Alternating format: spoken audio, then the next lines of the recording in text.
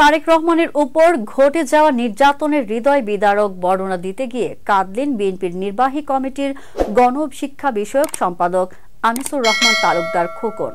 সম্প্রতি একটি বেসরকারি টেলিভিশনের সাক্ষাৎকারে তিনি এই বর্ণনা তুলে ধরেন। খোকন বলেন, ১/১১ গ্রেপ্তারের পর তারেক রহমানকে রিমান্ডে নিয়ে যাওয়ার পর ঢাকা মেডিকেল ও পিজি হাসপাতালে শারীরিক পরীক্ষা করার নামে তাকে মানসিক ও শারীরিকভাবে নির্যাতন করা হয়েছিল। তিনি তারেক রহমানকে খালি পায়ে প্রিজন ভ্যান থেকে নেমে আসতে দেখেন।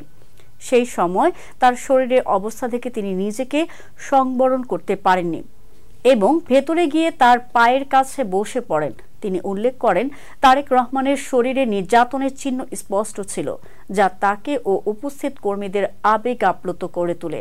খোকনের ভাষ্যমতে সেই সময় নির্যাতনের পরিণতিতে তারেক রহমানকে চিকিৎসার জন্য লন্ডন পাঠানো হয়েছিল। এয়ারপোর্টে যাওয়ার সময়ও তার শারীরিক অবস্থা এতটাই খারাপ ছিল যে তিনি বসতেও পারেননি। ভিআইপি লাউঞ্জের একটি ছোট্ট সোফায় শুয়ে থাকেন। চোখ দিয়ে ক্রমাগত পানি পড়ছিল, যা মানসিক ও শারীরিক যন্ত্রণার প্রতিচ্ছবি। এই ঘটনা বিএনপির নেতাকর্মীদের মনে গভীর ক্ষোভ ও আন্দোলনের অঙ্গীকার সৃষ্টি করেছিল। আনিসুর রহমান তালুকদার বলেন, ১৭ বছর ধরে সেই যুদ্ধ আমরা চালিয়ে গিয়েছি যেন দুঃশাসন থেকে বাংলাদেশের মানুষ মুক্তি পায়। সেই লক্ষ্যেই ছিল আমাদের লড়াই।